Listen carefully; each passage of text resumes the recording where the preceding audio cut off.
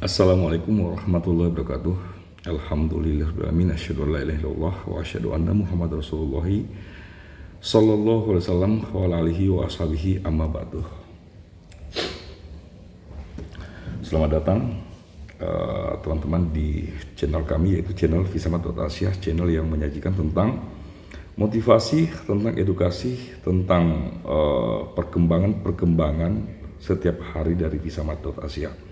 Ya, jadi perkembangan di seluruh Nusantara, teman-teman koordinator ya yang mengembangkan usahanya di seluruh Nusantara, teman-teman bisa melihat perkembangan melalui channel kami.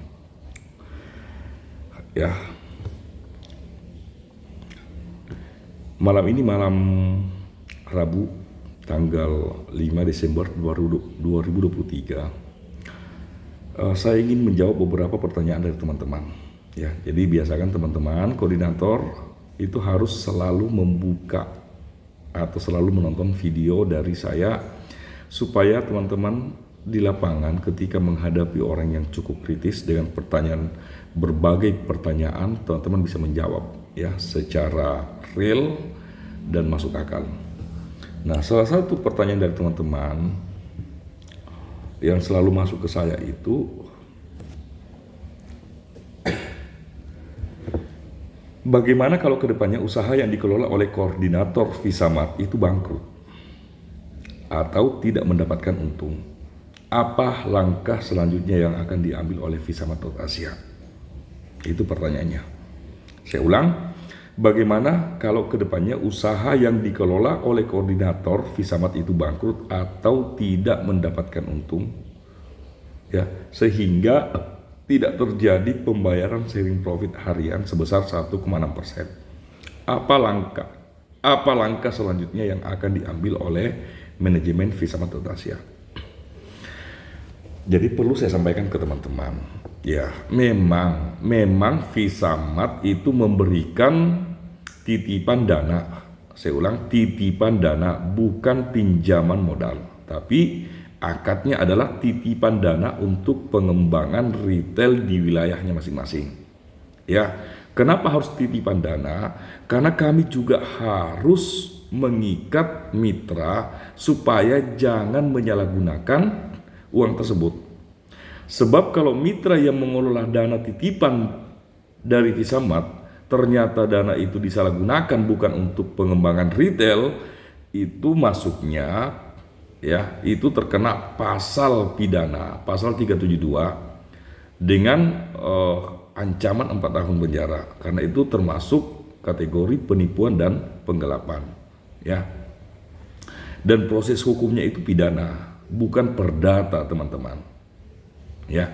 Makanya dari awal sebelum kami memberikan dana, kami sudah jelaskan, dan tolong teman-teman baik itu koordinator Visamat, koordinator utama Visamat, ataupun manajer area Visamat, itu harus menjelaskan. Berulang kali teman-teman harus bisa menjelaskan ke calon koordinator yang mau mengajukan titipan dana. Konsekuensinya itu harus dijelaskan ya, supaya kedepannya tidak terjadi masalah. Jadi lebih baik kita berbicara tentang konsekuensi, tentang resiko. Itu langkah pertama. Memang Visamat itu tidak mengambil jaminan sertifikat, karena tidak semua orang punya sertifikat rumah. Banyak teman-teman kita yang ngontrak, mereka tidak punya sertifikat rumah. Kalau alasan karena tidak ada sertifikat rumah, maka mereka tidak akan bisa mengelola dana titipan dari Visamat. Makanya kami hilangkan yang namanya jaminan sertifikat atau BPKB mobil. Ya. Sudah banyak orang-orang yang kami bantu sampai puluhan juta, bahkan sampai ratusan juta, bahkan ada yang sampai miliaran. Itu tanpa ada jaminan apapun. Ya, tidak ada jaminan, kami tidak perlu melihat status BI checking. Yang penting usahanya jelas, kami survei, kami analisa, dan mitra belanjanya berapa. Kami akan memberikan dana sesuai dengan nilai kapasitas mitra belanja mereka. Ya, sehingga ketika kami menyerahkan uang, kami bisa meminimalisir atau memastikan semaksimal mungkin tidak terjebak dengan sharing profit. Ya. Jadi kalau ada yang bertanya bagaimana ke depan kalau usaha itu bangkrut misalkan, maka kita akan mencari win-win solution. Yang penting satu, komunikasi harus lancar. Itu yang pertama. Komunikasi harus lancar, dan yang kedua kita akan bicarakan secara kekeluargaan sehingga kasus ini, masalah ini yang terjadi itu tidak sampai ke ranah pidana. Ya teman-teman ya. Nah cuman masalahnya banyak, ada juga beberapa orang ketika diberikan uang itu langsung menghilang. Ya, WA diblokir, di telepon tidak diangkat, kadang WhatsApp tidak dibalas, bahkan ada yang sampai diblokir setelah mengambil titipan dana dari masyarakat. Nah, kami sampai memproses orang tersebut itu hanya sebatas efek jerah. Benar ya?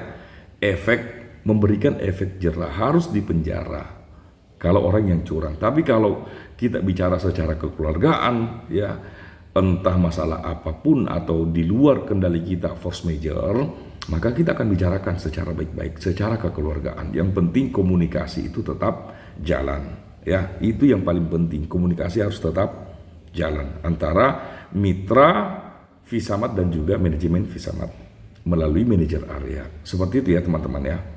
Nah, perlu saya tegaskan kembali, untuk pengajuan titipan dana itu estimasi waktu itu antara 7 sampai 30 hari. Jadi tidak bisa saat ini Anda mengajukan titipan dana ke Visamat itu langsung diberikan. Itu pasti butuh proses, pasti butuh analisa. Itu yang pertama. Terus yang kedua, harus bisa menguasai ilmunya.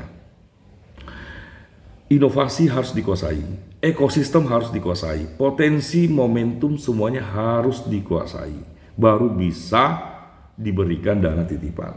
Karena kami juga tidak bisa langsung memberikan dana begitu saja ke teman-teman. Ya, tidak bisa memberikan dana tiba-tiba seperti itu ke teman-teman sebelum bisa menguasai ilmunya. Seperti itu ya.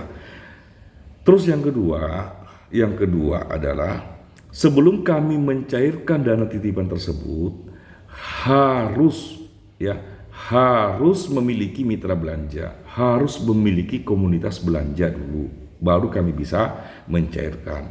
Kalau baru memulai dari nol, itu Anda akan kejebak teman-teman. Ya, kalau misalkan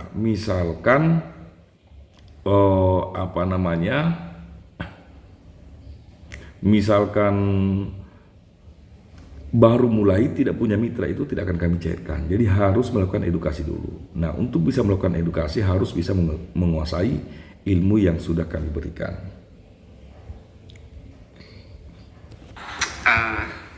Rumah ada Pak di Puri ya, di Bintaro, tapi itu memang atas nama adik rumah, tapi sertifikatnya apanya ada di saya semua. Gitu Pak, ada.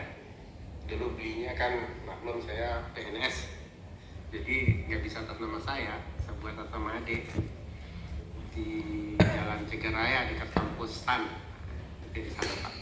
Yang nilai jualnya sekarang sudah 2 miliar satu rumah itu. Ada juga apartemen Pak di daerah Bintaro juga, di kota Jakarta Selatan, Bintaro Parkview. Itu atas nama saya Pak, apartemen. Bisa juga itu Pak. Terima kasih.